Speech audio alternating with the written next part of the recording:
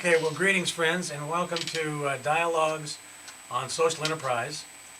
My name is Andy Horowitz. I'm your host, and we're very fortunate today to have with us Bob Greenberg, who is the facilitator, the leader of one of the forums, social enterprise forums in Orange County. In fact, I think it's the very first forum that was ever created by the Social Enterprise Institute.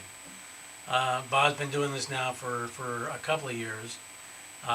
He's had a chance to work with nonprofit managers and leaders as well as business professionals like himself in these forums and help the organizations that are involved think about how to advance and grow their social enterprises. Out of this has come an awareness on his part of a lot of some of the more key central needs that groups are experiencing or are beginning to have as they move forward in this area. One is in the banking area, I know that you've been working, Bob. Why don't you give us an update of what's happening in that area, and then we can talk about what it's like to be a forum leader. Okay, sure. Well, we identified through the process that we ordinarily go through in the forums a need for the organizations to have additional capital in order to grow. And what commonly happens is they have a great business plan that they've worked through. They've put together a plan where they're going to need additional capital in order to kind of hit the next level for their organization. And just so everybody's on track, that might be seed money to open a new store. It might be money to buy equipment. It might be money to front the staffing that they're going to need for a new operation. There's a lot of different needs there, but essentially it's growth capital. One of the problems we identified early on, is that there really isn't a very good source for that. And so we've had people go through this scenario, develop great plans, be ready to launch, and then not have the money to do it. So it was incumbent on us, I think, as social enterprise facilitators and leaders, to find a way to make that happen better for them. Now, this is a work in progress. We're not done by any stretch. But as a result of some work that we've been doing in some committees that I started, we now have at least 2 banks that are willing to lend to these kinds of organizations. They are gradually learning about these organizations and beginning to understand sort of how they work, because this is a kind of a unique hybrid that they really don't have a lot of exposure to generally. And we are going to see some progress. And we actually have our first loan, which is Jerry, that you know about. Jerry Rosen from Working Wardrobes got the first loan. And we're building an infrastructure of capacity there at various levels and various points of their growth to where they'll be able to get money to do it. Well, that's really exciting. And I must say I've been sort of part of this process with Bob, and it's been fascinating, really, learning what the banks think about what it is we're doing. And once they learn, I think they become quite intrigued. But it's going to take some experience and some successes in this area. No question. But Bob, I want to really thank you for your initiative in this area.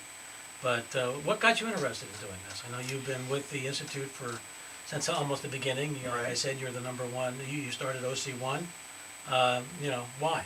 Well, okay, I mean, I got involved with the Social Enterprise Institute. Actually, I wasn't the one who started OC1, but I took it over early on. And it really is a wonderful way for me to leverage my time, and the amount of impact I can have with my volunteer activities is huge in comparison to what it would be otherwise. I mean, I've been on boards. I've been the chairman of an organization for several years, nonprofit organizations. I've done a lot in the nonprofit area. And here I can put a block of time together dedicated to helping 15 organizations or 10 organizations at a time to really grow their organizations to be sustainable and to do more of their mission. Well, let's talk a little bit about what it's like to be in these forums. Okay. Just, You say 10 or 15 groups. What's going on here? Typical forum meeting has, at least in our group, we have about 10 executives of the nonprofits and somewhere around 4 or 5 from the business world that sit around a table and work each other's issues. So what ends up happening is we have a structure to it. So we get updates from everyone as to what's going on with their organizations. We identify issues that are problematic to these organizations where they're struggling or having difficulties with overcoming some sort of a problem.